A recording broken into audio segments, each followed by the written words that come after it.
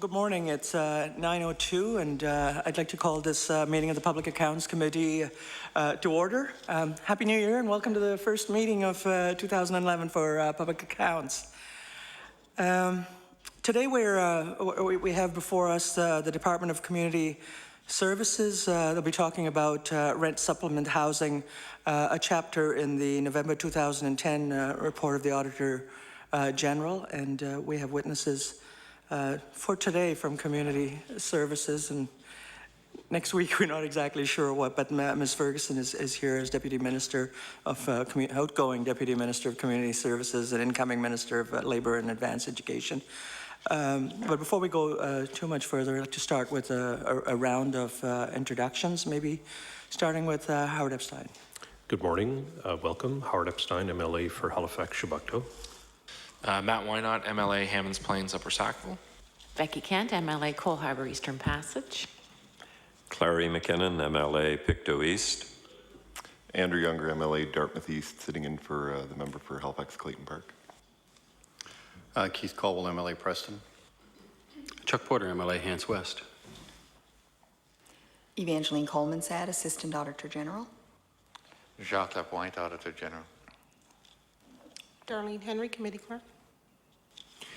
Dan Troke, Executive Director, Employment Support, Income Assistance and Housing for Community Services. Judith Ferguson, Deputy Minister of Community Services for this morning. Morning. George Hudson. I'm the Executive Director of Finance Administration for Department of Community Services and the Chief Financial Officer for the Nova Scotia Housing Development Corporation. Well, welcome everyone, and I think we would start as we normally would with a brief presentation from the department, followed by a 20-minute question period each.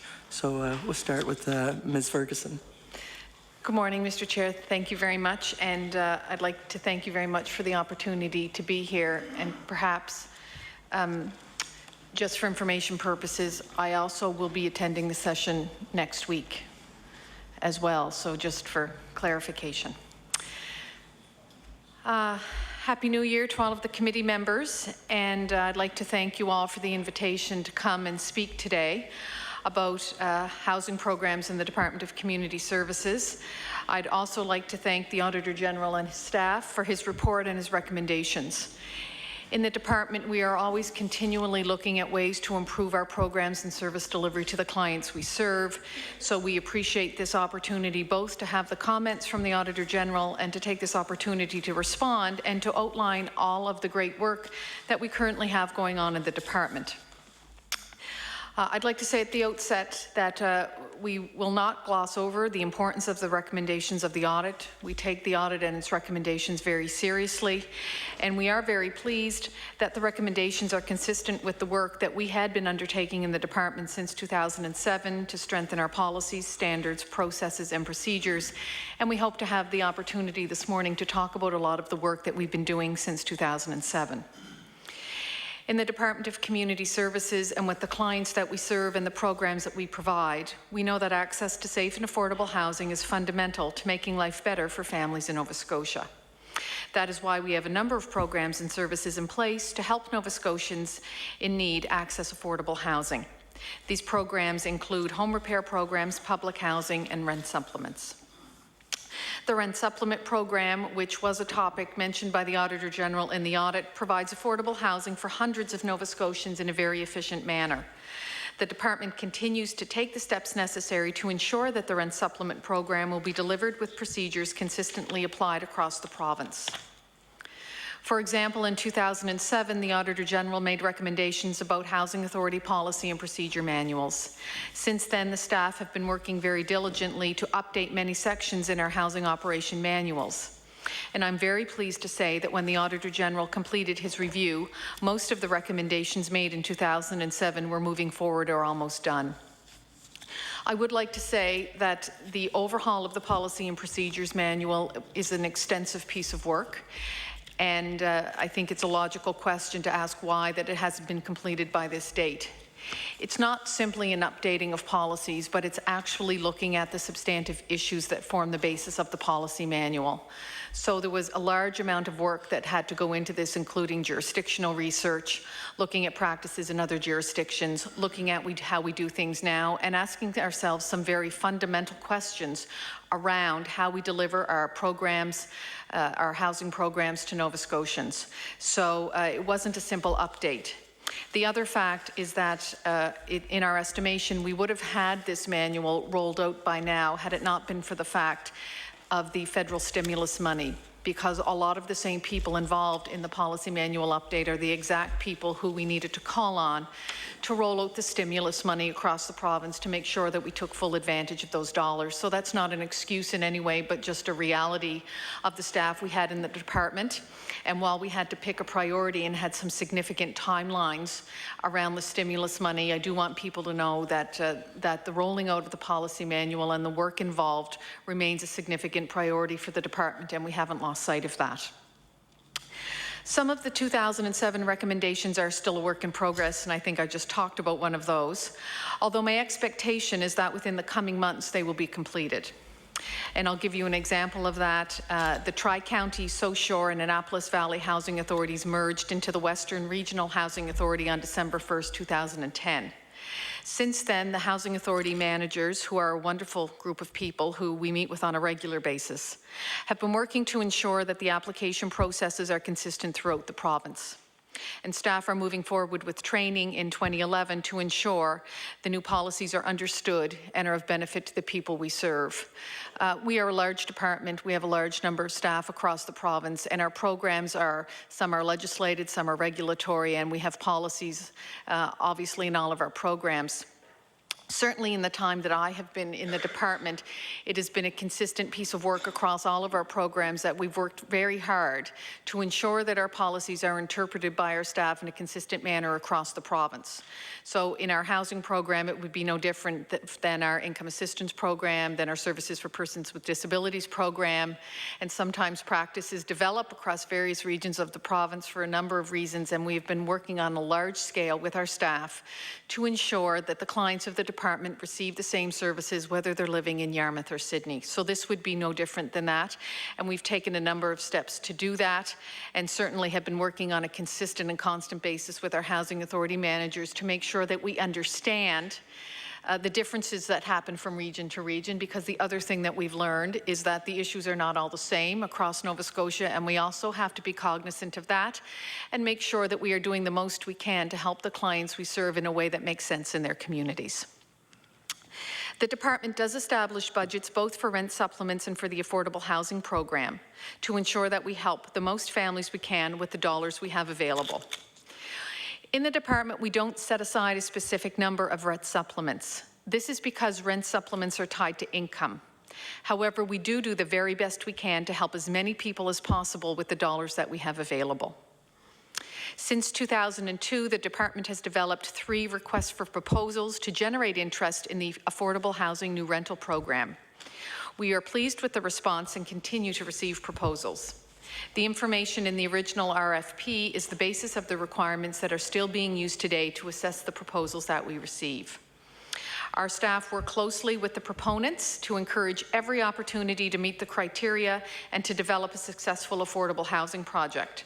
I know that from personal experience, and I'm sure that Mr. Troke can speak to that in more detail today, in terms of how we work with the proponents in order to develop a proposal that will work for everyone and that will meet the criteria that have been established in order to access these funds. Proposals, particularly from the not-for-profit sector, often change from their original concept to the final product, and that is just a piece of the regular work that we would do on an ongoing basis. Since every proposal is different, we treat each one as they are different. However, the requirements for the proponents are consistent.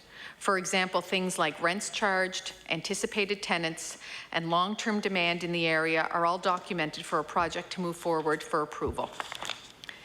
Any affordable housing projects that have rent supplements are set up and monitored by the housing authorities.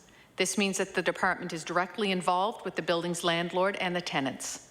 For those few developments that do not have rent supplements, the department has agreed to and will conduct compliance testing in a similar way we do with other programs like our rental rehabilitation assistance program.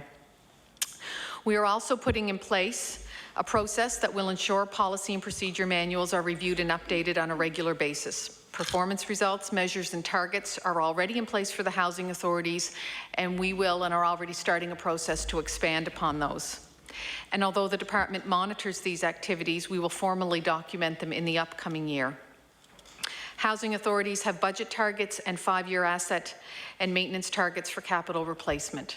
Since 2009, the housing authorities and the department have worked almost exclusively through the economic stimulus program to build new homes for families, seniors, and persons with disabilities, and to renovate and repair the province's existing social housing portfolio. Our social housing agreement programs and affordable housing programs are audited on an annual basis by PricewaterhouseCoopers on behalf of CMHC, and we have always found to have been in compliance with the policy. As part of the department's policy review, we've updated certain parts of our inspection process to ensure that every unit is inspected prior to somebody moving in. In conclusion, I would like to again thank you very much for the opportunity to speak here today. Thank the Auditor General and their staff for the assistance they've provided to us as we look forward to continually updating our program for the benefit of our clients. Obviously, the work that has been done helps us to improve what we do. It ensures that our programs are effective, sustainable, and in the best interests of the clients that we serve. Thank you very much.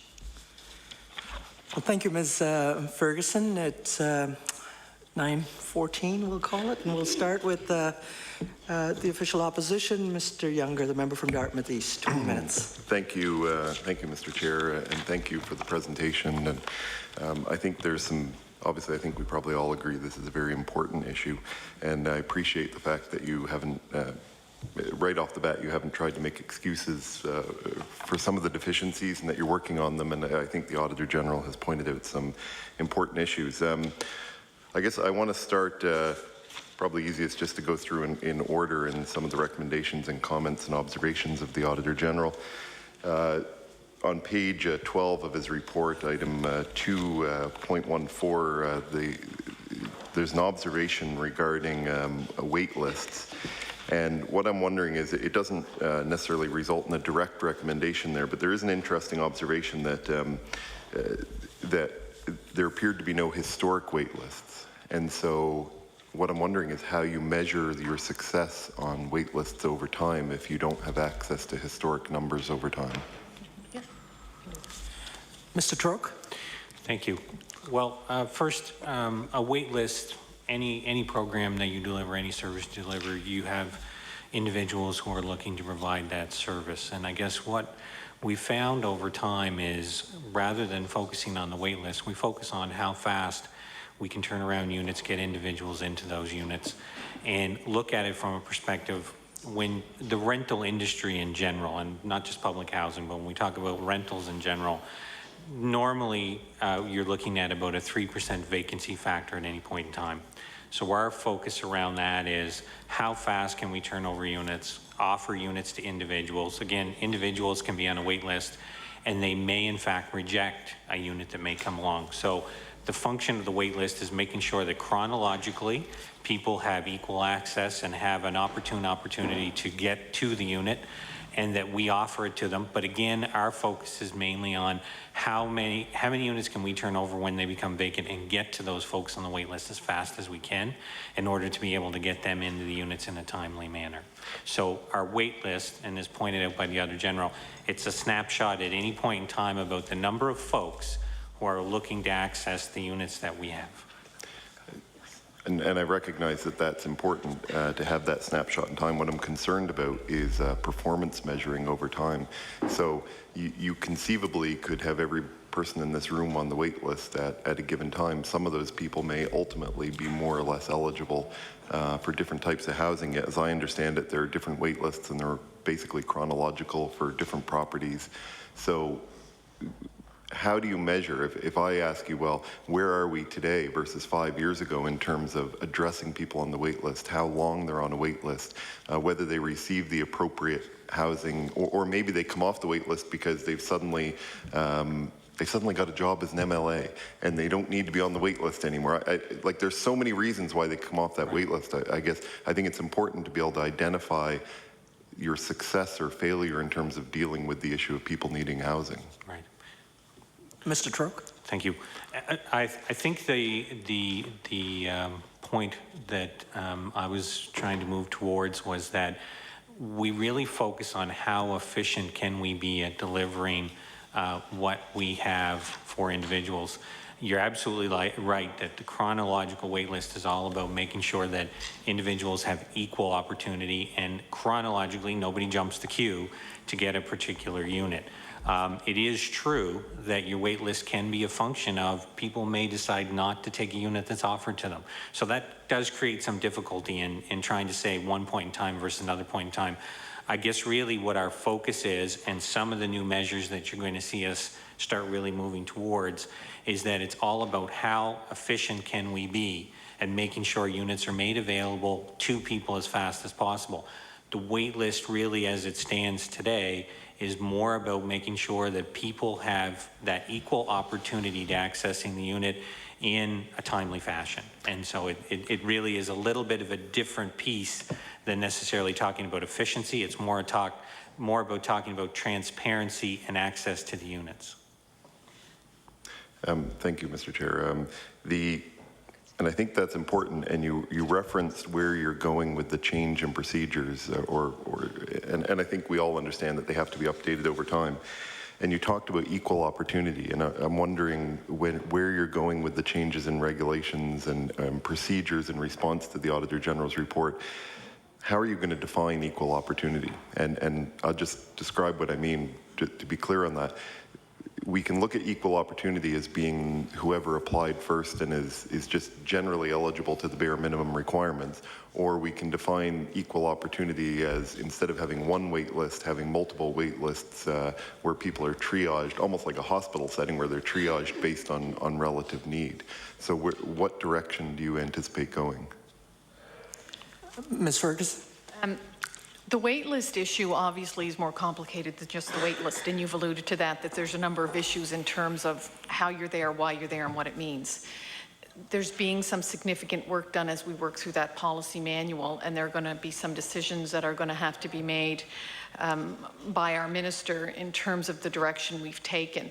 Jurisdictions do things a number of different ways. I guess the biggest thing for us is, from a thematic point of view, what's important to us is that we adopt a procedure that helps us move our clients through the wait list as quickly as we can. So a final decision hasn't been made in terms of where we are going, but it is one of the areas that we're examining, that we've identified a number of options, and that we have to make some decisions on. I can tell you that over the number of years I've been in the department, we've made some significant changes to the waitlist protocol procedure in the department, and although it's far from perfect now, it's significantly better than it was. It's now consistent. It's now done the same across the province, and you know, we've realigned the criteria in terms of the waitlist piece. Unfortunately, in the department, we have a number of programs that have wait lists, and there are challenges associated with all of those. So we're continually striving to look at it in a way that we can meet the needs of our clients as best we can. We currently have a process now that there's a process for emergency access. So you talked about equal access. So we already have a procedure today that basically does triage people.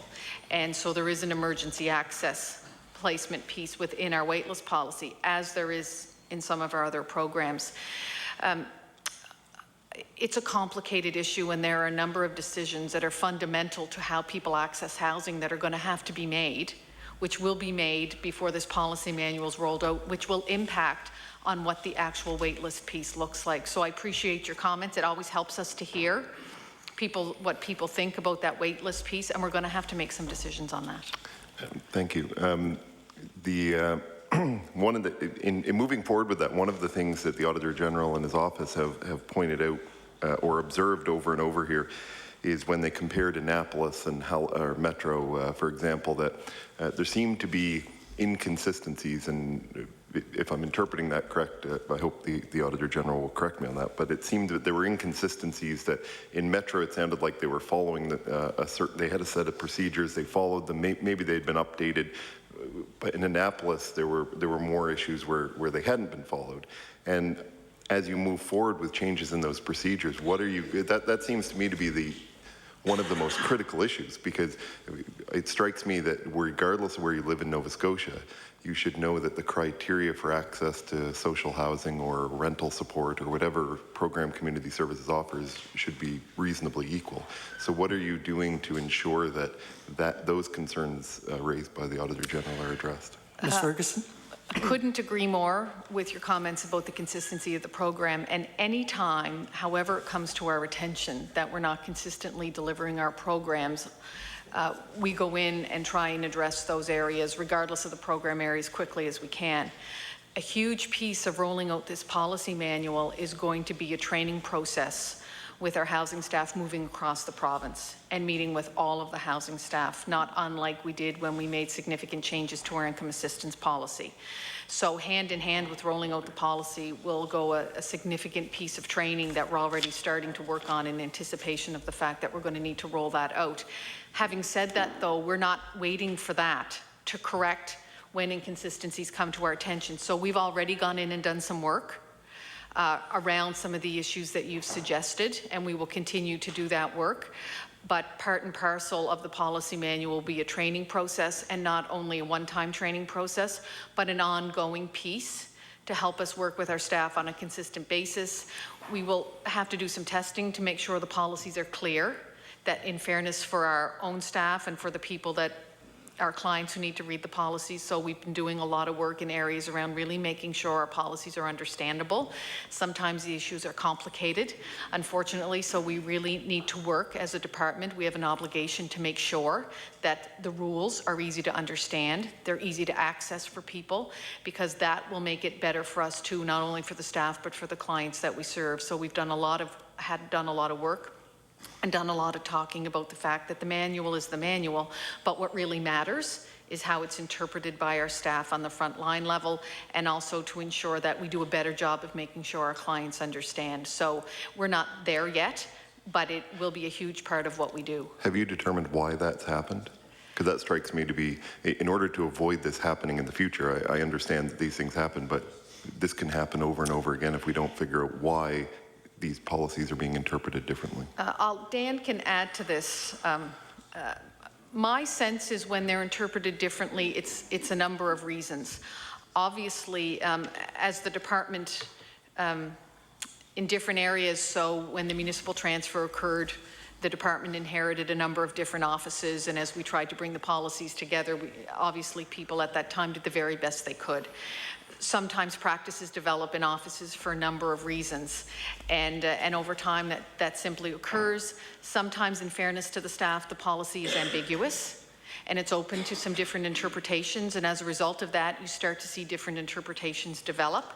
So my experience has been that there are a number of reasons why that's happened. We have tried, and in most program areas, I would say very successfully, to try to move away from providing the opportunities for that to happen. Some of it's historical, like I said, because those programs developed. With the merger of those 3 housing authority units, it will be extremely helpful, because we will have a manager of those 3 units who will go in and be able to work with the staff and realign how everything's done similarly in the same offices. So it's been an overarching theme of what we've done in the department. You know, there are a few things less important than ensuring that clients have the same access to all our services across the province. So it's very much on our dashboard, and I can tell you that we're not going to rest until we make sure that that's actually happening. We also have policy staff who actually sit in our regions now, who act as the liaison with the staff to make sure that they have someone who they can go to, who understand, who have direct links into our head office from a policy perspective, so that they can ask questions on difficult cases, because although we do have a lot of policies in the department, they don't always cover every single situation. And everyone's an individual and every family's different, and our staff try to do the best they can every day to meet the needs of those families. Mr. Troke, sorry, nope, just signaling as something to say by way of follow-up, if you don't mind. That's fine, Mr. Chair. So if I could just add into the second part of your question, and Judith talked to some of the subject, that on the go forward, we now have 5 housing authorities in this province. all 5 of those directors meet regularly with head office staff, and we work through not just processes, but also around what the expectations are. So how we're going to be moving forward. So to the point in the western area of the province, we now have a brand new director who's responsible, and one of the key elements when he started on the job was we actually sat down and talked about these recommendations. We talked about the fact that we are moving forward not only with new performance measures, but also that these new policies, or the revised policies, if you will be coming into place. So we immediately, with the new individual in charge of operation, sat down and began talking about where the deficiencies were noted and how can we ensure that on a consistent go-forward basis that those are addressed. And so that was one of the first things when the individual started. And so second, this smaller group, if you will, we have 5 individuals basically running 5 housing authorities now. They meet on a regular basis, meet regularly with myself and other staff. And one of the key pieces of every meeting as we're moving through is to look at ways that, number one, any issues that are ambiguous, that we're working through those so everybody is consistently taking those back. But second, also providing them an opportunity to provide some input into the processes, because sometimes, even though a process might have been identified as a little bit different, it may not necessarily have all been a bad process. So we have to make sure we don't miss an opportunity if we can do something more efficiently for the people who are applying for our housing. Christian. Thank you, Mr. Chair, and I appreciate that answer. I would just say by way of follow-up that I think the challenge in community services is you are dealing on balance with the most vulnerable people in Nova Scotia society, and arguably the people who are most impacted by the appropriate provision or the inaccurate provision of government services. And so I think it is important. And the one thing that the Deputy Minister, and frankly this would probably predate all 3 of you in your current positions in any case, is that service exchange, if that's what you were referring to in the transfer from the municipalities, of course, it goes back to 1996. And we're into 14 years, and it kind of troubled me when I understand that you're addressing the issues, and I'm glad you're taking them serious, but if some of these issues actually are still fallouts from the service exchange in 1996, then I think we really got to get a handle on it and move forward. Which actually leads me to my the next question. I know I only have about 4.5 minutes, I guess, is when you talk about, and this actually relates maybe to the transfer, is section 237, I'm going to jump ahead, where there were some observations around the inspection of units.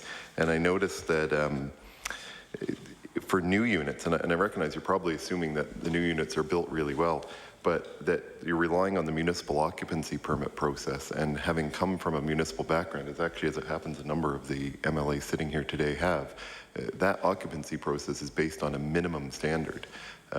It's not, and as it should be, it's just, did you meet the building code requirements? And so is there any plan to change that and actually to inspect even new units to ensure that they're meeting the standards that you expect them to meet if they're going to be funded by government money? Mr. Trook? I believe the first, the point that was made up in the section here is that around occupancy permits being recorded on file, and we do know that an occupancy permit is issued for each and every one of the buildings that are developed. You're right, occupancy permits are municipal responsibility. Also, it involves, in most cases with multi-residentials, involvement from the fire marshal as well. We go through the same process when the province constructs their own buildings. We have a process that we work through. And it's quite extensive on the ground with regards to the expectations of the fire marshal, the expectations of the municipality.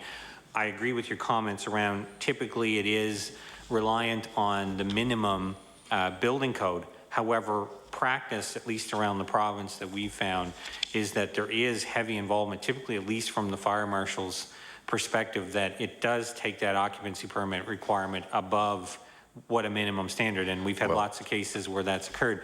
I guess really what it is it's about the domain of issuing that occupancy permit is certainly the municipalities, and from a perspective of building design, engineering, architecture, all of those pieces are part of what gets submitted by a proponent. So what we're talking about is professionals who develop buildings, design buildings, and then a municipality who approves their use. We do rely on what they're requesting without us going in and saying, this is what, you know, we want to happen in your jurisdiction. But really, at the end of the day, we do know that these are units that are being built to code. Most builders are building above EnerGuide 80 now. So from an efficiency perspective, they're quite high. But also from a perspective of the fire marshal is satisfied that what you're seeing being constructed is something that they feel is within the expectation of safety for them. Well, that might be the case, but I have, and perhaps you have, and other MLAs have too, been in units over the past year, both in my own riding, but also in Yarmouth, in Glace Bay, in Pictou County, that frankly I don't think should be allowed to be habitable. And I've had the fire marshal go into units in my own riding where they say, yeah, we agree that people shouldn't be able to, and some of them aren't public housing units in fairness, but just units where they will pass the minimum fire marshal's test on an ongoing basis. So I guess what I'm wondering is, you know, you're inspecting existing units before people move in. You're relying on the municipal occupancy permit for new units, but it doesn't sound like there's a really robust system of inspecting these units on an ongoing basis if somebody's living in a unit for 10 years or 15 years to make sure that that's still a healthy and safe place for them to be living by the standards of community services, not the minimum standards that the fire marshal may have. Because, I mean, I've talked to fire marshals in this province who feel sometimes, listen, I don't think it's a great place to live, but it does meet those criteria, those minimum criteria. Mr. Troke? Sure, I'll be very quick. I think your comments are very fair. I don't think anyone would disagree that certain aspects of units that may be out there different times may be very questionable. But I guess the piece that I can talk to is all of the units that Community Services is responsible for, we own and operate, are inspected annually. We have extensive capital plans and maintenance plans for those.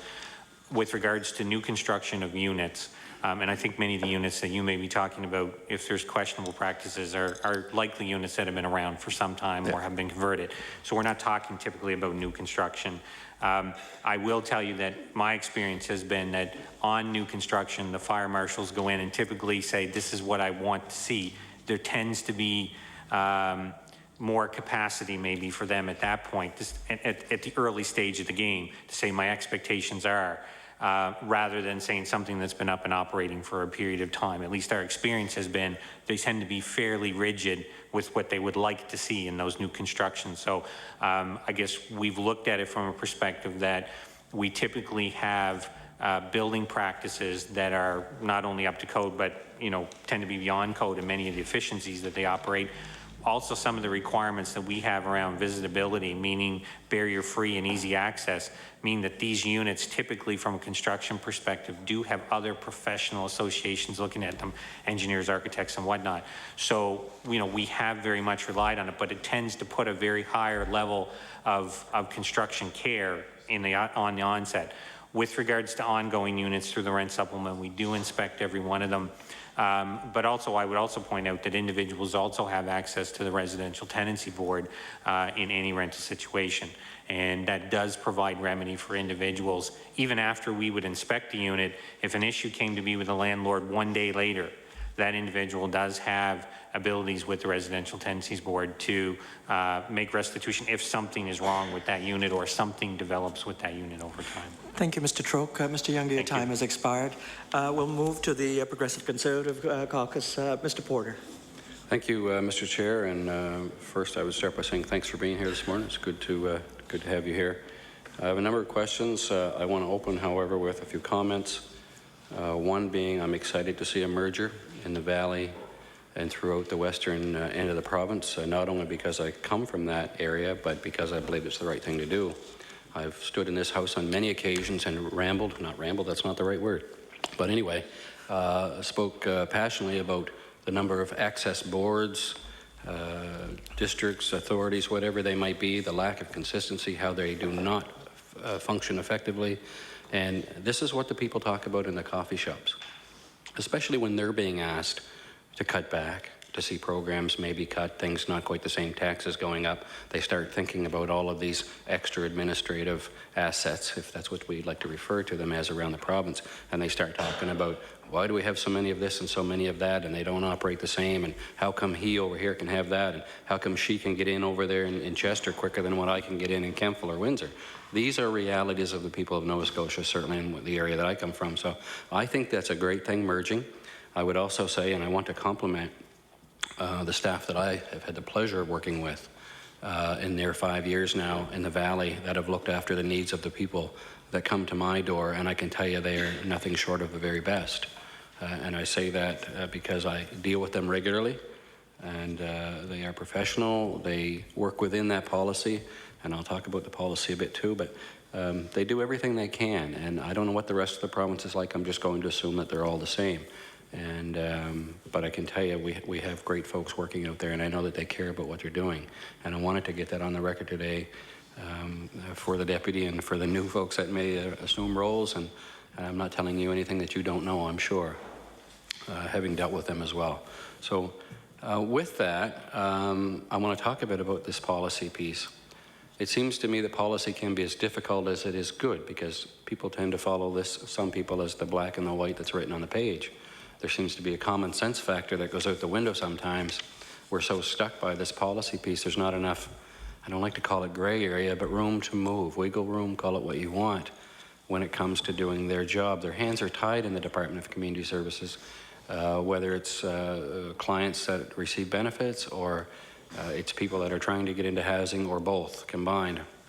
So as for the policy, I'd really like to see the changes reflect the need of what it is we are actually trying to do for people in Nova Scotia. And I'm not saying that that's not being met. I think it's taken a long time to get it met, and for a variety of reasons. But in policy development, and I'm not sure how outdated it is, and that's going to be my first question, we're obviously going back and looking at policy and procedure in this manual, and it started some time ago, as I am aware. You've talked about why it's taken a long time to do. How outdated do you believe it really is? Mr. Troke? Thank you. And certainly I will take your comments back to the staff in the western area, because we would agree they are working very hard, and with this merger have been very supportive of where we're trying to go. With regards to the policy manual, there certainly are aspects of the policy that have been updated over time through bulletins to address certain aspects. So if there's been a change to whether it be the income limits, or if there are additional exemptions or whatnot have been made, I think the pieces that, although have been around for some time, like rent supplement, doesn't necessarily mean that 100% of any policy would have to disappear strictly because of the age. There are thousands of people at the end of the day who have received affordable housing through the rent sup program. But I think to the point that the Auditor General makes, and where we're going with this, is there are certainly pieces of this that we can modernize. Number one, for language, making it so that it becomes a little more plain language for individuals to be able to read and interpret. But also, number two, making sure that it is as current and meeting the needs of those folks today. So many individuals have entered into the rent sub program and are there for a period of time, and it has serviced them well. I think the key is making sure that those dollars that are there are being maximized, that the individuals can clearly understand what it means and how it works. But then part two, some of the other programs, that the updates we're talking about, are just making sure that the bulletins that have been issued over time get incorporated into the policy. So as opposed to it being policy and another piece, that it's one singular piece at one location that you can read and interpret and understand, and then there maybe are fewer issues arise from trying to interpret something and actually making it more plain language. But to specifically address the question, that probably one of the oldest ones that we have is the area of rent supplement, just strictly from an age perspective. However, again, there are many aspects of that policy, even though the age are still very pertinent. It's just making sure that we modernize and update it to make it as plain language as current as we can. Thank you. And I just wanted to add, I guess, and I had forgotten, with regards to the Annapolis Valley housing situation, I hope when this merger is being put together that a lot of what they do is taken into consideration in comparing and developing what will be the model over there. Although at the same time, I guess it's too simple. Maybe I oversimplify it. People need housing. We have housing. The process should be very, very simple. And policy, unfortunately, again, is part of the dictating how this works. But I can't see why it would be different in Windsor than it is in Sydney. It's like the healthcare system. Why do we do things different in one hospital than we do in another? We're a population of less than 1 million, a small province. I have a very hard time understanding how we can possibly treat person A and person B different. The needs, although families, as the deputy has said, are different, but they are very much the same, and that same is that they need housing for whatever the reasons might be and whatever the size, etc. But on that, and it comes back to this whole policy piece, it is a very simple thing, and it has to be, I don't know if broad's the right word or not, but it has to be a simple policy that does allow workers to make it happen, I guess, when it comes right down to it, and still, you know, within reason. I mean, the reason means a lot of things to a lot of people. You know, they take it and interpret it differently. So, but it should be a fairly consistent process because it is a similar process across the province. One need is not different than another, in my opinion, because they still need somewhere to live. Realizing their priorities may be different. Things happen, you know, there are fires, there are emergent needs, and those have been worked on, I know, in my area and done well. So just on that piece, I know that there is wait list. I know that people are often called and they're not ready yet. They refuse and you move to the next one. That works, I think, fairly well, actually, from what I've seen. I don't know wait list. I'm trying to think of anyone who's really been a long time. They seem it long, but again, I think that's reflective of the people who are working the area that I represent, knowing, you know, very well how it works, how to make it work the very best that they can. So maybe that's got something to do with the wait list not being, you know, extremely long. Although, like I said, to the people waiting, every day is long. But at the same time, I haven't looked at the data to say, you know, on average how many days. Maybe you have that. Maybe you don't. If you do, it would be great. But how many days? And maybe you have a provincial number, and that's fine too. How long is the actual wait time if I apply today to get in? What is the average wait? And break it down for me if you can, as narrow as you can, to my region, even if it's that western. I know you've been working in the western area. Maybe you have numbers for the western area that would reflect the average wait time from someone applying to maybe moving in. Thank you, Mr. Troke. To be at any point in time, I'm always happy to sit down and talk about what's going on in any specific area, and you know, we have from time to time have inquiries from the members of this House to find out about where things are. So I guess what I would offer is that at any point in time, be happy to sit down and talk about kind of more specifics. From a perspective of wait list, it really does vary quite significantly, not just by region, but even within region. It's probably not surprising that certain individuals would find some locations, maybe in a small town or in certain buildings, would be what they would like as their principal opportunity, right? And so it really does vary. Truthfully, that is where some of the other tools, like the affordable housing program and the rent supplement program, have allowed us to add some capacity in communities where, when we find that those lists are starting to climb or demand is climbing, we will typically then have nonprofits or even for-profit individuals come forward and say, I would like to build something within this community. So it starts giving us option B or option C, often within those neighborhoods where the demand is the highest, or in some locations gives us an opportunity where we don't have a unit. So they have been very successful in the area of the Annapolis Valley, and particularly down through Kings. We've had incredible interest through the affordable housing program. I think we're starting to head towards about 150 units have been created in around there. And from a perspective of interest and development, it's probably one of the strongest areas in the province.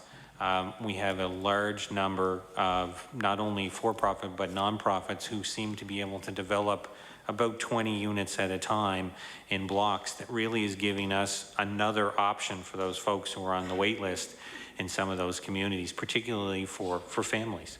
So I guess I'd be happy to sit down and discuss specifics in the area.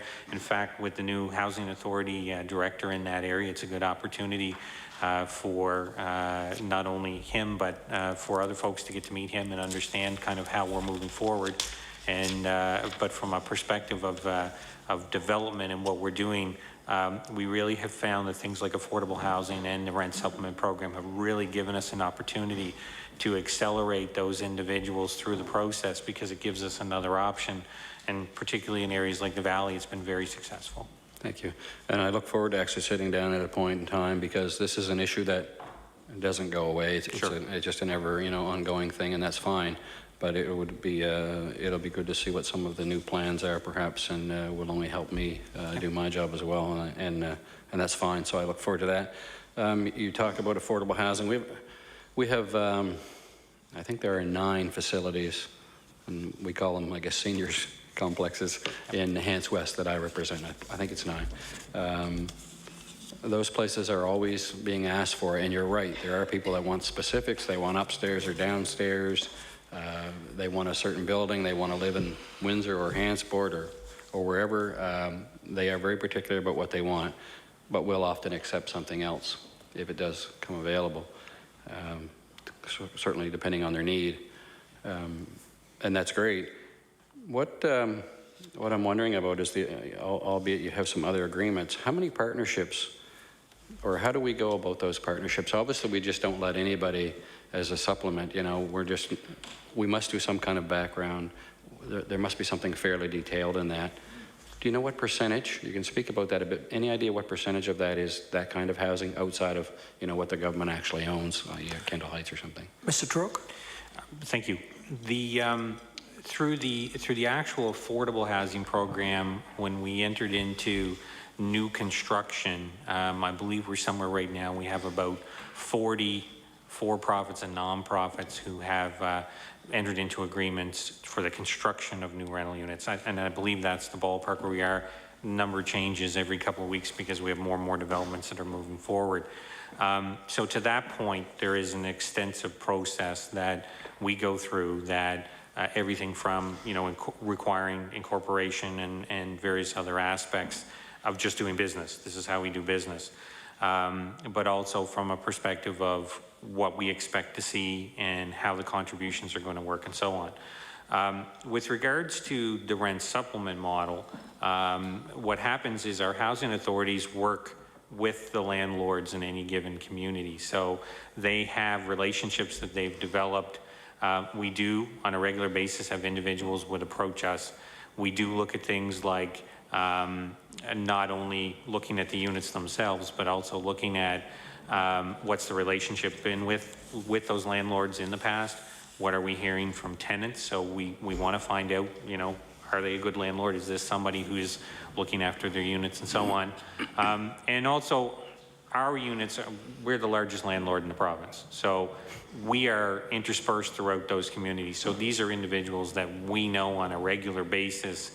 We have tenants coming to, from, however it may work, to all these various different landlords. So they're very well known. The relationships are very established in a 3-way agreement.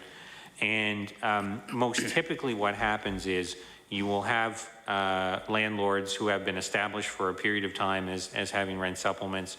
It's typically then when the new construction projects come up that we will then have an opportunity to have maybe a new landlord enter into the mix. And for them, it's a new relationship, and for us it is as well. But typically what happens is that's something that's discussed over typically months as we negotiate where we're going to go with the construction and then the opening of the building. So it does give us an opportunity for the Housing Authority to develop that relationship with them and see how this is going to work. Thank you. And how much time do I have, Mr. Chair? You have about 5 minutes. Thank you. And I have quite a bit to cover here yet. So I want to talk about that relationship a little bit. We have community service clients who live in housing that is less than desirable, in my opinion. And what do we do as a Department of Community Services, or do we do anything, and I know that the caseload is large, for our workers in our departments, but I have people living in a facility that is indeed, well, I can call it a slum, but it's worse than that. We have rats and garbage and you name it, it's horrible. There doesn't seem to be any involvement from the department by way of we're subsidizing this rent because we're offering them, you know, and looking after them monthly. They're paying their rent with these funds, but do we have any involvement in that at all? And just because I'm short on time, not that I don't want a long detailed answer, but just if you can summarize it, I got a couple more questions for you. Mr. Troke? Thank you. I guess first, if we're talking about individuals who, and I think you're referring to someone who would be on income assistance. Right. So with income assistance, certainly the funds that are provided to an individual, we don't put restrictions on, you know, how much of that they would want to use for, it's about choices. But to your point, where community services typically becomes involved is that through our housing services groups, we provide a program called the Residential Rehabilitation Assistance Program Rental, meaning we do have funds that are available with conditions around it that we can have older units that can be repaired, fixed up and whatnot. And it's done across the province on a regular basis year over year over year. That program is really targeted at, number one, typically landlords who are looking at fixing up their units without passing on a rental increase to the client. But we also, when we hear of situations where we might have a challenge with a landlord, we also will approach a landlord and look at seeing if we can have units and challenges addressed. Now, that doesn't necessarily get into the issue of, you know, how a building may be operated with regards to garbage pickup and so on. But what it does do is it does address issues like health and safety. And these are the issues that I'm referring to, and yeah. I don't mean to interrupt you there, but I want to point this out. This place is bad, and the issues are health related. Right. And we're funding it, I guess, so to speak, and it's because, and you said the word choices. We all have choices. In the town of Windsor, just an example, there aren't many choices. Yep. We are short on affordable housing, and that's some of the reason I'm asking these questions. Because we need to either approach someone or someone needs to approach you, I guess. I need to go start this process myself, maybe, for more affordable housing. And there were meetings in the past, and I don't think it ever went too far. But we do not have enough if we've got places like this that exist. And Windsor's just one example. There are many around the province like this that shouldn't, I don't even know how they get a permit to operate, in all honesty. They're that bad. But people have to have somewhere to live. It's cold. And they're generally not cheap, but on the cheaper side of rentals. So it's a problem within itself. So, you know, we have to continue to work on that. And that goes back, I don't have a lot of time. Did you say 55 is my time, Mr. Chair? 56, thank you. The maintenance schedule is something I didn't get a chance to cover, but I do want to cover just briefly, and you can talk to it. Of the facilities that we call our own, you're the biggest landlord in the province, the seniors complexes. How often are these facilities, if I recall, it used to be once upon a time when you moved out, generally the carpets would be looked at, it would be clean and so on. But I've come to realize it's not quite every time somebody moves out, it's now more than that, and I understand budgets and there's only so much money, etc. That's always the rule that comes back, but the person moving in is never generally happy with that as an answer. So I'm wondering how often these are looked at. Mr. Troke? What we've done, and this is over the last number of years, is we put a capital asset maintenance plan in place. It's actually about a 20-year plan when you look at life cycle of how things work. So to your question is that you're right, every time an individual moves out, we may not replace carpet or whatever. What we do is when that individual moves out, we do an inspection of the unit, and that information is put into our system to compare to what the expected life cycle was. So if the carpet is still in good shape, you're right, we may not replace it. We do look at, you know, painting and cleaning and so on when individuals move in and out of a unit. What has happened, particularly in the last year, because of the economic stimulus, is that a lot of units are being refurbished because the opportunity is there to put them on a new life cycle. So maybe take carpets out and put something else in and so on. That means that you may not see as much turnover on things like flooring because what we're putting in tends to last a lot longer than what the old stuff was. That being said, is that every one of these have their own plans attached to them, and there's an expectation of that life, and then we basically plan that, to be honest, whether the unit is vacant or not over a period of time to look at how we can replace that on a regular basis. Thank you. Thank you, Mr. Do I have time for another question, or am I expired? Your time has expired, but thank you, Mr. Porter. We'll move to the Government Caucus. Mr. Epstein. Thank you, Mr. Chair, and thank you very much, Ms. Ferguson, and your staff for the presentation. It was very helpful, very useful, and I guess to you personally, congratulations on your new position that's about to start. And I should also say thank you for the work you've done in the department. It's been a difficult go. I think it's a tough department to be involved with, I think, in many ways. One of the things I thought was particularly helpful about the approach to the question of rent supplement housing that was the original focus of what we're here to talk about today, is that you offered us a broader context of what it is that the department does, and I found that helpful to approach it as an aspect of affordable housing and the issue of offering to the citizens of the province what you called safe and affordable housing as something that's fundamental to what governments should be striving to achieve. So that I thought was particularly helpful, and I do want to talk about some of the other aspects or ask you questions about some of the other aspects so we understand the context. But since part of the audit and some of the comments talked about policies and perhaps some inconsistencies in interpretation and application of the policies in different parts of the province, I wonder if I could start there.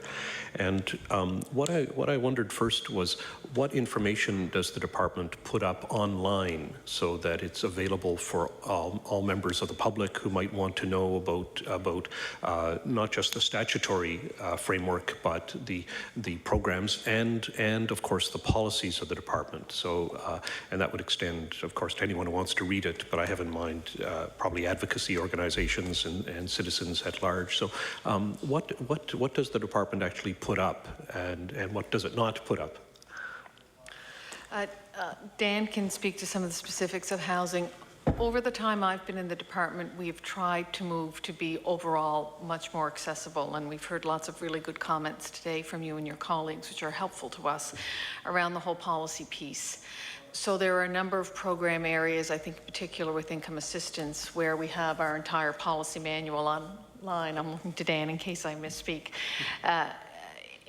So we have a lot of policies in our income assistance program. Unfortunately, some of them are complicated despite best efforts to really try to make them simple and easy to understand. So in some of our program areas like income assistance, like our early childhood areas, we have moved to putting as much as we can online. We have a fabulous webmaster in the department who's extremely talented and creative. So not only putting them online, but putting things online in a way that so that they're grouped together and easy to access. We've tried to do a lot of work in the department, and we're not there yet, but it's a theme around really not looking at us from a program approach, but really looking at us from a client approach. So if you're trying to access services as a client in the department, what do you need holistically as a client? So we are trying to look at accessing our website more in terms of bundling services, so it's easy for you to get in and look at all of the services perhaps that may be accessible to you. It would be our intention when we complete the policy manual with our housing and we've done the training, that we would provide everything we can online so that it's transparent. I think another piece of that, though, that goes hand in hand with that, and we've done it in our income assistance program, is we've actually created a smaller booklet that really hits the high points of the policies. So the policies we know from our clients and from our frontline staff that really are primarily the ones that people are interested in. It would impact them most of all. So we've, in conjunction with having the policy manual, putting things online, an actual little booklet that's written in plain English that we actually focus tested with groups of our frontline staff and clients, and that's become a bit of a best practice in the department, and certainly something we would hope to do. That'll take us some time to get there. So in terms of the housing piece, it's not online today, but it will certainly be our intention, as it will with any program that we have, to really make sure that everything absolutely that we can put online, that we do put online. In addition to that, we're beginning working on a service delivery redesign project in the department, which is really an extensive piece of work looking at how we deliver services to our clients with the two central themes: of having a client-centered approach. So really looking at what we have in the department that can help you and doing it in a way that makes sense for the clients. And secondly, really looking at helping our frontline staff in terms of freeing up their time to do what they want to do, which is really spend time with the clients in a much more holistic way, to look at all of the services we deliver so that we can do a much better job of delivering those services to the clients. So what are some pieces of work that our staff in every program are doing today that are taking away from time that we really know they could be helping, really working with our clients to help them make sure they're getting absolutely every service they can from the department.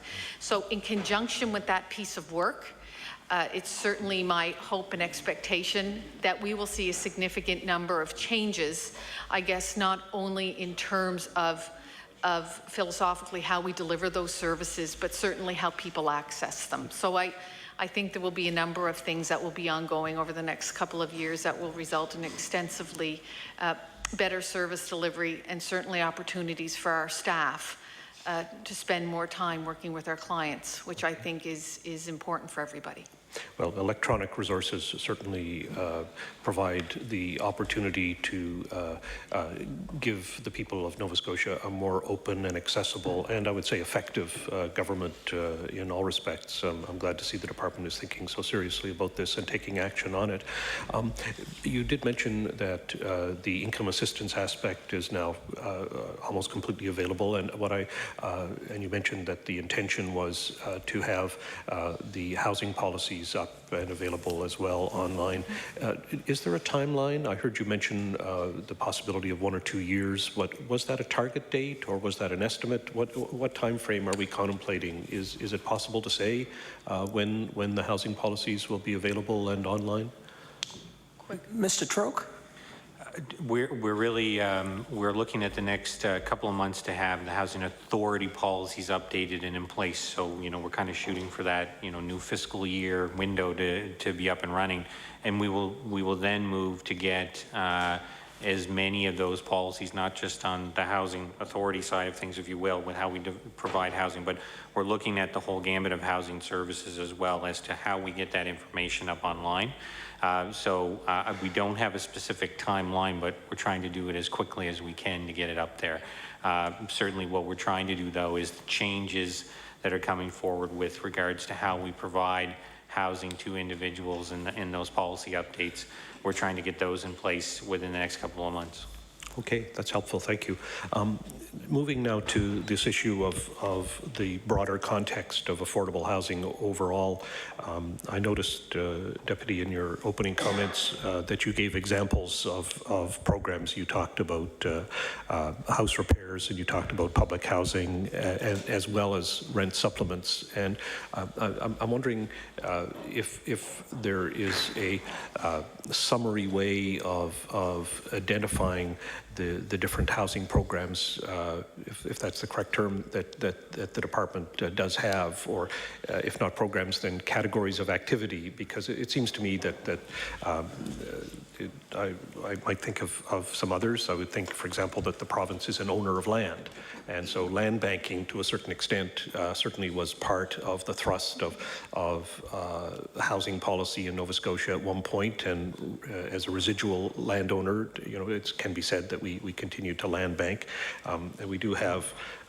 seniors housing as a sort of special example of some things. There are co-ops, there are shelters, there are supportive housing as things. So I'm wondering how these sort of different stray examples, supportive housing for young mothers in Dartmouth and so on, should be analyzed and thought of. Is there a suggested list that you might offer us of how we might think of the different categories of affordable housing and the programs or supports that the province offers?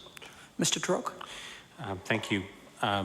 That's exactly how we've tried to organize the website that we have with the Department of Community Services, that once you kind of click on housing, if you will, or looking for housing, those different options come up. So from a perspective, are you looking to develop a project? Are you looking to obtain housing, or are you looking to, and all of those, we kind of broadly do it in about 4 areas that then kind of subdivides itself down a little bit farther on the website. But really, from a perspective of what we've been doing over the last number of years is, really been focusing on two aspects of development. One, what we're able to do in connection with... I'm sorry, developing one low what?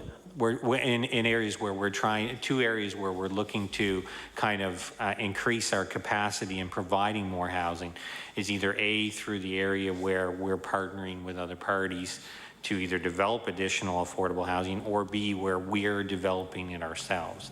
So, for example, under the economic stimulus, where we're constructing new units, or B, through the affordable housing program, where we are looking to develop units third party. So we have another party who's developing units, but certainly trying to make them available for individuals of low income and within certain criteria. But with regards to trying to summarize or categorize, we've really tried to capture that on our website from a perspective, do you own a home or are you renting?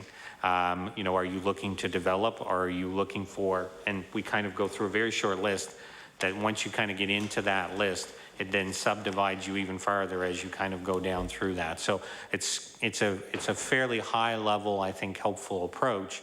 But as the deputy was saying, we very much are also looking at how can we continue to make that information more available and more user friendly. So I would also say that if there are aspects of that that you see as being a little too complicated or not plain language enough, we also encourage people to let us know about that as well, and we try to make those changes. Okay, thank you. That's helpful. I do actually have a question about economic stimulus, but before I turn to that, I wonder if we could talk about how the department tries to assess the supply and demand with respect to affordable housing community by community. So I heard comments from some of my colleagues this morning in their questions that focused on some of their communities, Windsor, for example, in which it was suggested that there might be a need for a particular kind of housing. But I'm assuming that from the perspective of the department, you must be able to think about province-wide, about all the communities, and you must have some feel for whether there is any kind of mismatch in communities between what it is that people, and especially taking into account changing demographics, might need over the next coming years, now and in the coming years, in terms of their housing and what's available. So can I ask first, does the department think about that? And if so, is that information available, or can you speak to this problem for us? Mr. Troke? We do look at the data regularly, and what I mean by that is first we have a rental market survey that's done annually by our colleagues at CMHC. We typically also do another survey ourselves, not annually, usually every 2 to 3 years, that looks at more of the single family market. So we look at things like in communities where multi-residential isn't typical, where you get into more single or double style rental units. I'm sorry, can I interrupt? Are you saying that you would start by thinking about the private market first and what it does, and then move to the public need to fill? No. What are you saying? We look at, what happens is CMHC does a rental market survey that looks at what effectively the vacancy rate is in any given community. We layer that for ourselves with our own units and what we have in any given area. So a typical market would see that if you have a vacancy rate of higher or lower than 3%, it has indicators as to what's happening in that market. So we do look at that as an aspect where a community may be experiencing difficulties. That's the private sector. We typically would layer that then with our own stock and the amount of individuals we would have on wait lists. Are we building more units ourselves, and look at the impact of that on that community. The second part to that, though, is, and you hit on the issue of demographics. There's a large, a segment of the population that when you start seeing demand climbing in certain communities, it often is related to things like services, right? It's if you have certain aspects of what people are looking for. And so that too will often cause a vacancy rate to fluctuate very, very fast in a particular community. So when individuals are either applying for our affordable housing program, or when we're looking to construct units, we look at those areas where we would see maybe a very tight rental market. So you see costs climbing for the individual trying to acquire rental, or if we see an influx of population in that community, layering that with what we already have as in what we can offer people on our wait list, those factors we look at regularly. We do basically on an annual basis try to review, you know, if we were going to build something ourselves, where would we go? And then as we are receiving proposals from outside sources, does it make sense based upon the raw data? And then we drill that down a little bit farther, because often, I shouldn't say often, we do require individuals who are applying for the affordable housing program to do a need and demand study for the surrounding, not necessarily the town, but the specific area that they're looking for within a given town as well. So we basically are looking for, is there sufficient demand that those units, if they're constructed, are going to ensure that you're going to have decades of use out of those units. And the data that CMHC generates would extend to analysis of the percentage of income, I take it, that people would be spending on their housing? We usually, sorry, Mr. Troke?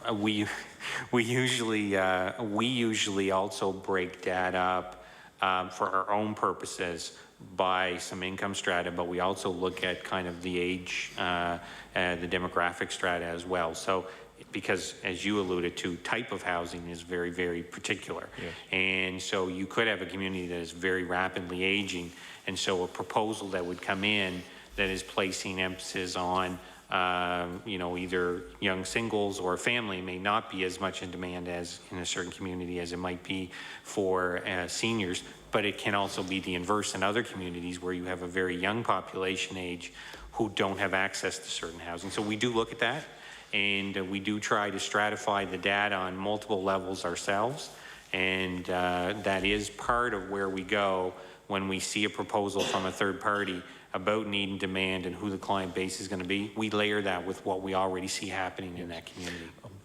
Could you give us some specific examples of communities in Nova Scotia that you think might have the greatest need, or where there might exist the most striking mismatch between what's available and what the needs or demands of the population are? Mr. Troke? Sure. Well, what maybe I can do is I can give you an example of a community where we did see that. So, for example, about 5 years ago in the town of Truro, there was a very, very tight rental market, somewhere around the 2% range. So through the affordable housing program, through some construction of our own, there has been several hundred units have been created in around the Truro area. The reason why, and it's not, this is both just purely the private sector market doing its piece, the nonprofit sector doing it, as well as the department. What you now see is a vacancy rate in the Truro area of somewhere just above 3%. What it means is it provides a little more choice for individuals. It also means that you have a market now that there seems to be more sufficient supply for people who are looking for an affordable housing option. So I guess what I'm saying is that you can see within a 4 or 5 year window in a community that has high demand, you can see that turn to a more balanced market, which means that for those low income individuals looking for a housing option, number one, there's more out there, which is important. But number two, obviously what we focus on is there more out there within that price point that means those folks who are below our income levels can access a housing unit. Are there a few communities as of right now that you could identify as being perhaps most in need, or that you could anticipate in the next year or so being most in need? Well, maybe the we have a lot of proposals that come through our door at any point in time, and I think everybody looks at certain aspects of a community and tries to make a point as to why they would see that community as having need, and each of them very valid. I mean, from their own perspective, it then gets down to can we provide an affordable, sustainable option based upon the proposals that we see. I don't have any one specific community that I could say, you know, is in greater need than the other, but certainly what I can say is that we've had, and some folks here have probably seen the maps that we put together, I don't think there's a part of this province almost that we haven't been able to work with groups in order to be able to get projects off the ground. And, you know, we'd love to be in a position to fill that map up with more dots than there is space. So we're going to continue to take those proposals and move forward. But I think more importantly is that, you know, any and all proponents who are out there who see an opportunity to service low-income individuals, we sit down and we talk with them and find out if there's an opportunity to do something there. Okay, see, my time is up for this round. Thank you very much. Thank you, Mr. Epstein. We do have time for a second round of questions. I believe we have about 11 minutes each, and we have about 10 minutes of committee business after that. Before I call on Mr. Colwell, I'd like to welcome Mr. McMaster, the member for Inverness, who has joined us since we went down through on our round of introductions. Mr. Colwell. Thank you. Again, welcome here. It seems like we see you quite often here regarding housing issues. And I want to state again, as I did the last time, that I'm very pleased with the people that work in our community, trying to provide affordable housing to my residents, and the work the staff does goes above and beyond what you would think of a civil servant typically. And I just want you to pass that along if you would, because we do really appreciate the hard work they do. I've got a couple of questions here. This is an organization we don't interact with very much, but it's in my area. It's a Preston Area Housing Authority. Could you give me a little background on that, just a short version, because I don't have much time here? Mr. Troke? The Preston Area Housing Authority is a small group who provides affordable rental in the Preston area. It is basically a group that created rentals through the social housing agreement. Most of the units that they own and operate were part of the social housing agreement. They've since paid off all of their mortgages so that they are a non-profit housing organization today. They meet regularly. Actually, we even on their board have some members of our department sit on that board. And they actually are a group whom very much are looking at not only what they are operating, but looking towards what's the future look like and some of the opportunities for them to see if there's if they can play a bigger role not only in the community but in the work that they're doing. So they're very active these days, not only looking at who the players are on their board, but also as how can they be continually and greater involvement in the community. So I believe right now they're operating somewhere around maybe 30 rental units over in the Preston area. Yes, I'm familiar with the areas that they represent. There is some properties they have there in one particular community, which I don't want to identify here, of course, that are sort of in real bad shape. Problems with all kinds of, it would be a slum area if it was described any other way. And it's just a few properties. They don't seem to get a handle on that very well. And I'll get a lot of complaints from neighbors around the area. And do you have any input in that to see if that could be rectified? Mr. Troke? Right now, as I mentioned, the board of the Preston Area Housing Association is really looking at not only what they have today, but kind of where they're going to go into the future. And I will say that they have contacted our staff. We've done some work, kind of doing an analysis of the condition of the units that they have, and I know they're working towards putting an even greater, if you will, maintenance plan in place into how they're going to deal with the stock. But also part two, they're looking at, how they operate and what they do. So certainly happy at any point in time if there are specific concerns to take those not only to the board, but to the, we can look at them through our inspectors who do a lot of work for the Preston Area Housing Association. So if you want offline, we can even talk about that. But more specifically, I do know we've just undertaken in the last, I think it was about 2 months ago, we did a condition analysis of the stock that's there, and we're looking at what units are in need of the first dollars that they're going to be putting forward with regards to their capital repair plan that they have.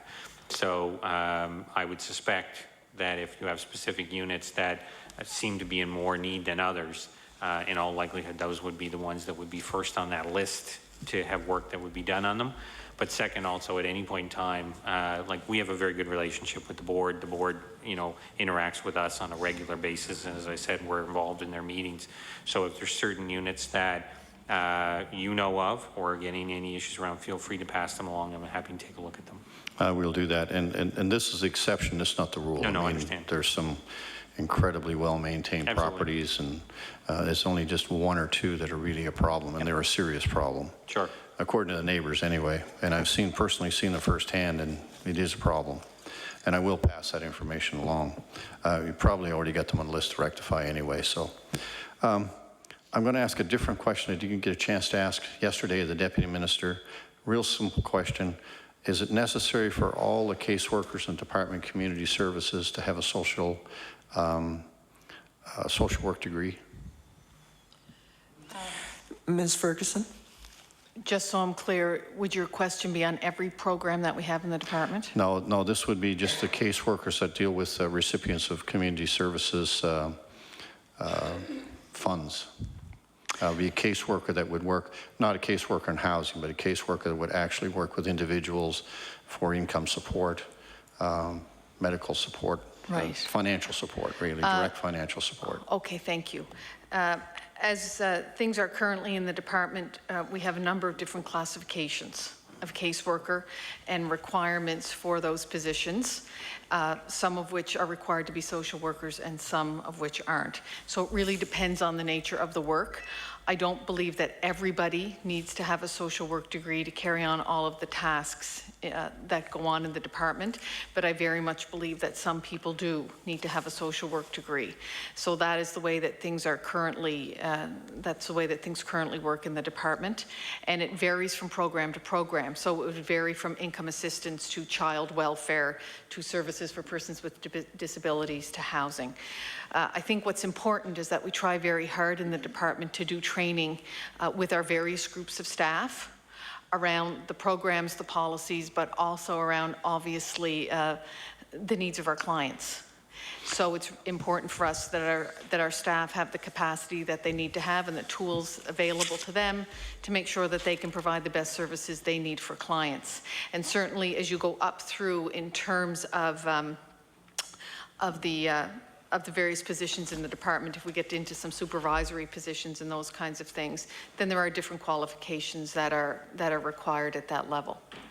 Well, really what I was asking was the income support area. If someone is a caseworker there, do they have to have a degree in social? Currently, they do not have to have a degree in social work to be an income assistance worker, and I don't believe necessarily that they have to have a social work degree. I think there are some areas where it's obviously very helpful for people to have a social work degree, and certainly our staff have access, if they aren't social workers, have access to people in their office who would be social workers, and our staff get together on a regular basis to talk about clients, and I talked a little bit earlier about service delivery redesign and really looking at the kinds of services and how we deliver them to our clients. And obviously it's really important for us in the department that we access the services of all of our staff and that we work much better horizontally between program divisions together, because often we would have a number of different staff in different programs who are providing services to one client or one family. So I think what is really important is we make sure that we have the right skill set so we can provide the absolutely best services we can holistically to that client. Great, thank you. I just wanted that information I didn't get a chance to ask yesterday. In Lake Echo, there seems to be a need for a housing unit. We don't have one. I've only got one in my whole riding, and that's in Preston, which thankfully the department is fixing up, and we have, I think, almost 100% occupancy. I know when I was first elected, there was less than 50% occupancy, but we've been working on it, and I know that, and your staff has been too, so we want to see it full. And indeed, I believe it is now, or so close that there might be one apartment left. But in Lake Echo, we have a large number of seniors that just can't live in their own homes anymore. What process, or maybe you can send me the information rather, or the committee the information, what process, you went into it some here already, what detailed process would we have to go through to ensure that, or have a chance to get a facility in a place like Lake Echo? Just before I ask, could you, it sounds like a request for information, and Yes. I'm just wondering what the request is again. Sorry, I missed that part. Okay, the request is what criteria, and again, you've already outlined some of it to my honorable colleagues here. If you could send us information, what is the complete criteria needed for a seniors complex to be built in an area like Lake Echo? Thank you. Mr. Troke? Thank you. And we have had inquiries from different residents in the area. We've also had some inquiries from individuals looking to do developments in that area. And so typically the process would be that if we had a group, for-profit, non-profit, who was looking to develop a seniors project in the area, that they would, at a very high level, sit down and we could have a discussion around what they were trying to accomplish. But I can send you directly what we have as kind of our list of criteria, and then that would be something you would be able to share in any group that would be looking to develop units or whatever in the area. But we have had some inquiries, and we have had discussions with several nonprofit groups who've kind of explored the option, but I will make sure that I get that criteria to you so you would have it for any groups that you'd be dealing with. That's great. I appreciate that. We also, how do you track to make sure that somebody has affordable, a private contractor builds a unit? How do you know that how do you really follow it to make sure there's still affordable rent being charged after 4 or 5 years into the process? What tracking process do you have for that? Mr. Troke, a short answer because we've already run out of time, but I'll give you a chance to answer that question. Okay, very quickly. First of all, in most of the units, we have rent supplement agreements in place that are three-way agreements. For those units that we don't, and it was part of the discussion in the document here, and you've heard the deputy talk about that, we actually are starting a compliance process where, similar to what we do under our RAP program, there would be a letter that where the tenant would confirm what they're paying for rent and distribute that back to the department. That way we can verify what the rents being charged are and do they meet the actual agreement that took place, so that, you know, we can make sure that everybody is in compliance. Thank you. Thank you, Mr. Troke. We will move then to the Progressive Conservative Caucus. Mr. McMaster. Thank you, Mr. Chair. And I have a couple of questions that I'd like to ask on behalf of my colleague from Hants West. When there's and I'd like to thank the Department of Community Services for making themselves available today.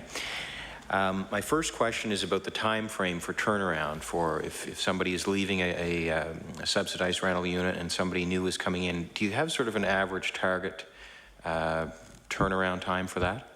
Mr. Troke. Obviously, we try to, when we know that an individual is leaving a unit, that we would immediately, upon the vacancy of the unit, have somebody else be able to go in. That's every landlord's desire. What we try to do is make sure that at any point in time, we wouldn't have any more than 3% of the total units kind of in that flux. So, and that's a very typical standard that the industry uses when they're trying to look at their portfolio management. So it's not a specific number of days as per se. When we have tenants identify that they are leaving, though, certainly what we try to do is have a very, very short turnaround time where when that person vacates, we do any work that would need to be done and have the tenant next immediately move in.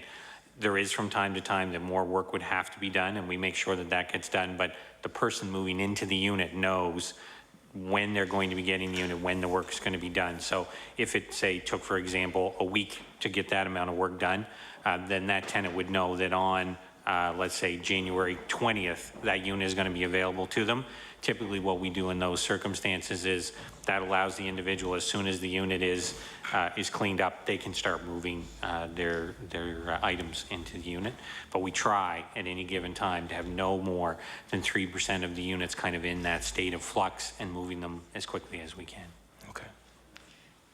Oh, Ms. Ferguson? Mr. Chair, if I might, just want to give Dan and his staff a lot of credit because this is an area that we've done an extensive amount of work on over the last little while in terms of really understanding the turnaround time. We've received a lot of feedback from a number of your colleagues, which has been very positive, and actually had some meetings where we've had some very good suggestions and some concerns that were brought to our attention.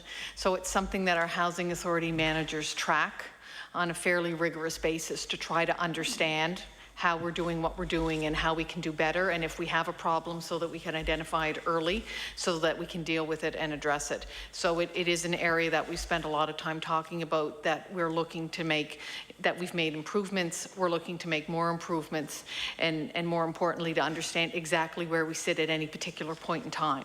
So how many units are vacant? Where are they vacant? What's the plan to do the turnaround on that? So there's been an extensive amount of work. The Housing Authority managers have done a lot of work, and I'd like to thank you and your colleagues for the feedback that we've received, because that is very helpful for us to actually be able to go in then and try to address that in a way that's meaningful and make some improvements. Thank you. Who would be the largest partner that the province would have as a landlord, and about how many units would they have? Mr. Troke? I'm sorry, the largest partner? Yeah, like if you were looking at a landlord who might have units, they might have them in various communities around the province, who would that be, and about how many units would they have with subsidized by the province? Right now, the largest partners we would have would be nonprofits. They're in typically cooperatives. So we have some cooperatives that are in the range of over 100 units, but in any given community, typically you would have a cooperative with somewhere between 20 to 40 units that a board would be managing. And those are typically your largest partners that we have relationships with. Once you get into a private sector arrangement, normally the way that it's worked is at any given time, you might have 25 or 30 units that you might have a relationship with, but typically the nonprofits have a much bigger relationship with the Department of Community Services than any other group. Okay, thank you. What would be the, do you know if maybe the largest private landlord, who that would be offhand, or? Truthfully, offhand, no, I can't, but I certainly can get that information for you. I could say who, our largest proponent is under some of the developments. Right at this moment, some of the larger projects that are moving forward are actually with the nonprofit community here in Halifax, and so we have a number of very large projects that are moving forward. But I certainly could look to get you who the largest private sector partner would be. Typically, it would be an incorporated entity who would maybe have like 20 or 30 units. Thank you. Okay. Thank you. I understand there's some consolidation in the western end of the province, and I think it basically spans the horseshoe from, say, Windsor to Chester. And would you be able to give some time frame around how that's developing and when it might be complete? Ms. Ferguson? Thank you very much. Yes, that was the amalgamation of 3 housing authorities, so Shore, Annapolis Valley, and Tri-County, and that's already occurred. And it was very successful, and obviously credit to all of the staff who are there and the leadership in the department. So that's already occurred. The manager for that housing authority has been hired, and we're moving along with the transition, and I'm really pleased to tell you that things are moving very well. Thank you. I'd like to ask a question about, would you be familiar with a group called Habitat for Humanity? I'm sure, of course, you are.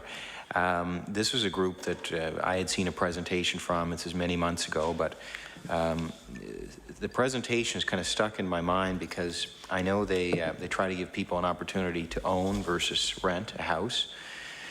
And I know that might be good or bad depending on the situation. Sometimes people have difficulty affording owning a home because there's all kinds of other costs with it where it's much simpler to rent. But is there any notion the department would have towards an organization like that that's trying to build homes for ownership for low-income Nova Scotians? Do you have a sort of a take on that approach relative to what you're doing, and can they work together? Ms. Ferguson? Yeah, thank you. Certainly in my time in the department, we've been extensively involved with Habitat for Humanity and have been involved in a number of projects and are currently involved with them on 2 projects that are ongoing. So they're a fabulous organization, and we're really, really thrilled that we've been able to partner with them on a number of occasions and be involved with them, obviously, for the benefit of Nova Scotians who very much need the housing. So it's a wonderful experience for us. Good. I'm glad to hear that. I often hear, and we often hear, the comments in the news and whatnot about a lack of affordable housing. And I know I asked this question not that long ago at I think it was a standing committee on community services, and you provided some answer on that. Could you just sort of rehash some of that information that you provided on that day? Mr. Troke? Sure, happy to. The affordable housing program and economic stimulus are kind of moving hand in hand right now, trying to expand the affordable housing units that are available. The key driver really is that an individual in a rental situation is 3 to 4 times as likely to be in what we would call core housing need. That means they're spending more than 30% of their gross household income to pay the rent. And so we've really placed a heavy emphasis on the development of new rentals throughout the province. We've done 3 requests for proposals and had approximately 100 groups who were interested in participating. We continue today to still receive proposals from every part of the province. The real driver behind this is that we really target the lowest income individuals, and we also target trying to provide the most affordable rent possible with a certain requirement for accessibility for those with disabilities, because that is obviously a group within the Department of Community Services that we have heavy connectivity with. So at this point in time, through the affordable housing program, I think we've developed something like 900 new rentals, and we have about 1,400 that are at different stages of completion. And through the economic stimulus, there's several hundred other units that are under construction right now. Over and above that, and when you talk about affordable housing, we really focus on the fact that the province has about 12,000 rental units that it owns and operates, and several thousand other through the co-op and nonprofit portfolio. So we're housing somewhere just over 20,000 people and making sure that they have affordable accommodation. And through our work that's ongoing through the other programs, we're past 1,000 units that have been created and continue. We kind of seem to be in that ballpark where we're creating something like 150 new units each year, seems to be what is coming through and capable of getting done kind of in that timeline. And so as these agreements get renewed, we would see that we would hope to continue on with that progress throughout the province. Okay, thank you. My last question, because I just have about 1 minute left. What trends do you see in rental rates around the province and the corresponding subsidies that would have to go along with those rates? Mr. Troke? Certainly some of the highest rental tends to be here in the metro area from a cost perspective. We have, as I mentioned earlier, we have a number of nonprofits who have come forward that we're going to be doing some projects here in Metro that are really going to provide some additional opportunities. Through the economic stimulus right now, we have 3 buildings that are under construction that the province will own. And we just completed a building recently that is being rented up that the province owns here in the Halifax area.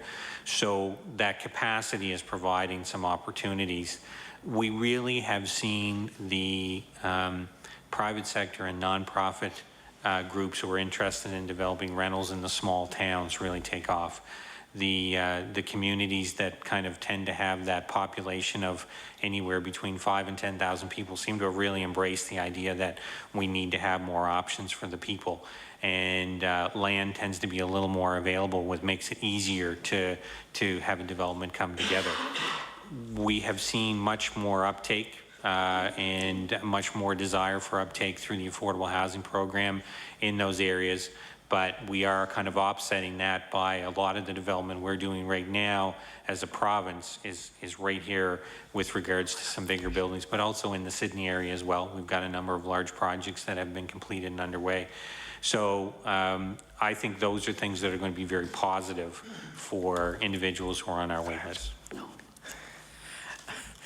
Thank you, Mr. Troke. Mr. McMaster, your time has expired. We'll move to the next round with, I believe it's Mr. McKinnon. You've got about 11 minutes. Thank you, Mr. Chair. It's a pleasure to have our very capable guests here today from Community Services. An area that we haven't touched on, and I think it's one that doesn't happen all that often, because I believe that most people that are in rent supplement housing appreciate the opportunities that are being afforded to them. But what about the care of units? We know that inspections are done prior to occupancy, And in the province's units, we're also dealing with inspections annually. But if there is a situation where someone is doing, someone or some family is doing structural damage to a unit, if in fact there is no lawn maintenance, if there are pieces of garbage and toys and other items strewn about a property, what kind of inspection is done in situations like that? And I'm not advocating by any means any kind of a housekeeping rules, the last person that would do that, but there is a distraction from other units when someone doesn't take care, and it makes the neighbors living in a less desirable area. So comments, if you would. Mr. Troke. Thank you. There's two sides to that coin, and first is obviously if the tenant is experiencing issues with the landlord, for a rent supplement unit, we do the inspections on an annual basis. So if that rent supplement is renewed, we would be in the kind of the second year, if you will, as well. But, you know, obviously the Residential Tenancies Act provides certain abilities for that tenant. The reverse is also true. If you happen to have a circumstance where a person is not honoring the lease agreement that exists, so whether it's as simple as paying their own portion of the rent to looking after the unit in an appropriate way, there is also an ability, I mean, this is a three-way relationship through a rent supplement where there's expectations of the tenant, there's expectations of the landlord, and then expectations of the department to ensure that the gap fill on the rent is paid. So I guess really what I would focus on is that the Residential Tenancies Act is one of the key players in resolving any disputes either for the landlord or for the tenant. There's two sides to that relationship. And typically the other part is that when an individual goes into a unit, if there is any challenges, the connection to the housing authority provides them another opportunity to obviously make a call. So either we can talk with the landlord, or if the landlord is having challenges, we can even talk to the tenant. And so those are two things that kind of as that ongoing property management, if you will, is an aspect that our housing authorities are very active in. And because it's a role we play in units that we own and operate, so we wouldn't expect anybody else to be working under a different set of rules. What is the department doing to protect vulnerable Nova Scotians from slum landlords? And I think we all recognize the need for appropriate housing for Nova Scotians, but the department has to have a role in protecting people who are too vulnerable to protect themselves. Mr. Troke. Thank you. We have had a lot of discussions from community members to even members of this House around different landlords with different circumstances, and our approach typically has been that when we find circumstances exist where conditions are challenging or deteriorating, the first approach that we normally take is through some of our housing services programs. We have discussions with the landlord around opportunities to either fix the units up without passing that rental increase on to the tenant. Second, anytime that an individual would come to the department with a challenge, we also have the ability to work with our colleagues at Service Nova Scotia around helping that individual understand their rights within the Residential Tenancies Act. And so I know that our colleagues at Service Nova Scotia have even gone and held sessions for tenants collectively when you have individuals maybe perhaps within a particular building or within a particular community that are having challenges, and they've gone and had meetings with them to help them understand what their rights are, but also to give them an opportunity to explore some options. And within the lease that they've signed, understanding that there are options as to how this can continue or not continue if this is not the right circumstance. And then obviously that's where we have an opportunity to help that individual find a safe, affordable place to live. The Auditor General identified a number of deficiencies sort of in that area or in that program. What are you doing to improve affordable housing programs after the audit? Mr. Troke? Sure. Well, some of the comments that the deputy made in her opening remarks, I think, are leading us to, we obviously are ensuring that each and every one of these recommendations are going to have action as we move forward. Many of them have already had action underway as we were in the process of doing the audit. So the policy updates are one that should be in place within the next couple months. We've had an extensive review and rewrite of them. And as the deputy mentioned, we're down to the point where we just have a few decisions to make. Those would be in place. But also with the changes that have happened to our housing authority structure. So the three housing authorities being combined into one mean that we have an opportunity to have, we have a director who's now responsible, a new director, if you will, who's going to take and has been told to take each one of these recommendations and ensure that we work through, that they're all in place. We have 5 housing authority directors now who collectively meet, who ensure that all of the new policies will be followed efficiently. And we've sat down and talked about this entire list to make sure that folks are aware of some of the opportunities that are there for us to do our job maybe better and provide better service.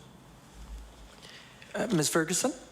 And if I just may add, we have a number, have had in the past, and I'm sure we'll continue to have in terms of recommendations for the Auditor General, and we take all of those extremely seriously in the department. So those recommendations are dealt with immediately. People are assigned responsibility for those recommendations across every program area. We track those recommendations on an ongoing basis. The senior team in the department are briefed on a regular basis around the progress of those recommendations, and if we hit glitches, we deal with them. So it's something that on an ongoing basis that we track as part of the regular work that we do in the department.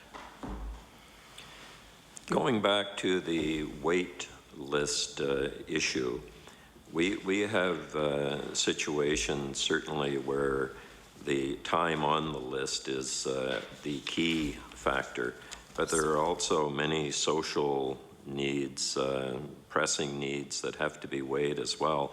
I've always been an advocate of flexibility in programs, but it's hard to have a province-wide approach when you have flexibility from housing authority to housing authority. And I'm wondering, has there ever been a consideration for some kind of a point system, or is flexibility better? There has to be a weighting criteria involved in some of the situations, or looking at other factors other than WAIT. Mr. Troke? Thank you. Thank you. The really the chronological wait list has really evolved over a period of a couple of decades. I know that there was a point in time when we had dozens of housing authorities in the province, and there were different systems with different scoring systems. Really, the emphasis has been placed on individuals basically move ahead of that queue based on emergency factors. So if we had an individual who was escaping domestic violence or what have you, they would move ahead of that queue. But really, the chronological wait list has been one that it removes the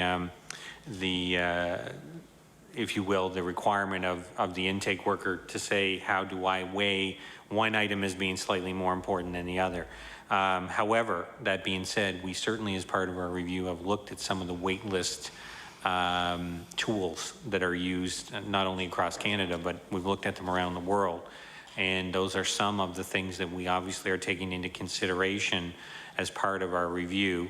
But however, currently we are using the chronological list because it does allow for us, from a judgment perspective, you don't have to make a judgment. It's about kind of that first in, first out, with the exception of those emergency cases. So there has been some work done where point systems have happened in the past or worked in the past. We know that there are some places throughout the world where they administer social housing using different systems. We look at those as part of our review, but currently we are still using the chronological system. What proof do you have that housing authorities are properly serving people in public housing in Nova Scotia? The audit makes it sound like there are outdated policies and some staff are not following proper procedures. Would you comment on that? Sure. Mr. Trope. Happy to. Thank you. The first and foremost, the review that was done here took a look at a small amount of files to see what they could find, and their comments are all very valid, and we're going to make sure that each and every one of them is addressed. I think that from an operations perspective, we have continually looked to improve our service over time, continually looked to make sure that each tenant has an opportunity to get affordable housing. I can tell you that each one of these cases that is mentioned in here, each one of these cases that's mentioned in here, I have followed up on each and every one of those cases. And all of those individuals that are referenced in here certainly did obtain affordable housing. So it's not that an individual wasn't housed or what have you. But certainly as part of our ongoing work is to make sure that we continue to make what we're doing as efficient and as client-centered as possible. Thank you, Mr. Troke. Mr. McKinnon, I believe your time has expired. And that concludes the formal part of this proceeding. I'd like to thank the members from the Department of Community Services for being here, and particularly Ms. Ferguson, thank you. This might be one of your last acts. I know you said you'll be here next week, but on behalf of the legislature, I'd like to thank you for your service in the Department of Community Services, particularly in conducting this review that's ongoing, and best wishes and congratulations for the future. Thank you. The committee, before we go, there are two formal requests for information. One was a request from the member from Preston for criteria that's needed for the construction of a seniors complex. And I think that was a general request for criteria, but I believe he also referred to Lake Echo in his question. And the second question was a request from the member from Inverness asking who was the private landlord / partner in the provision of subsidized housing from the Department of Community Services. And we look forward to getting that response whenever it's available. And with that, I thank you again. Thank you. Now, we'll adjourn for about a minute to clear the room, and we have a little bit of community business, so maybe we'll resume again in a minute.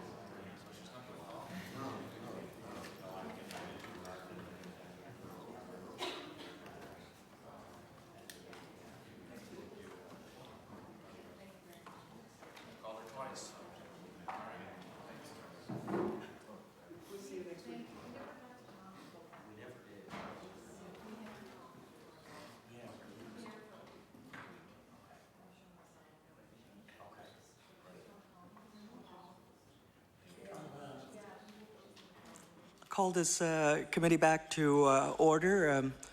We just have a few items on the agenda. As I mentioned earlier, the committee will be meeting again next week to look at a chapter in the Auditor General's recent report relating to services for persons with disabilities. Next week, the Subcommittee on Agenda and Procedures will be meeting after that meeting, and we will be looking at new topics, proposed topics from the 3 caucuses. So if you do have suggestions, certainly bring them to your caucus reps and forward them to Ms. Henry as soon as you can.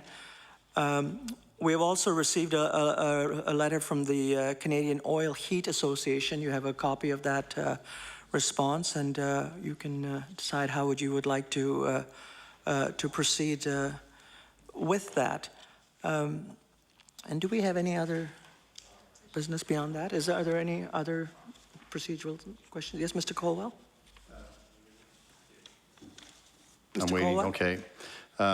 This letter we received from the Canadian Oil Heat Association, would it be possible for us to talk to them and just see what their concerns are? Because they do raise some pretty serious issues in this letter.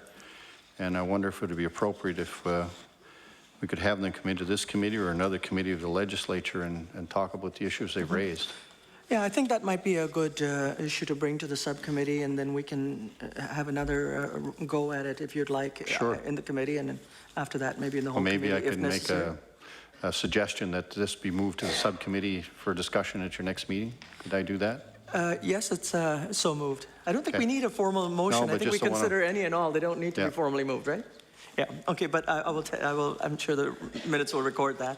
Great, thank you. Mr. Younger.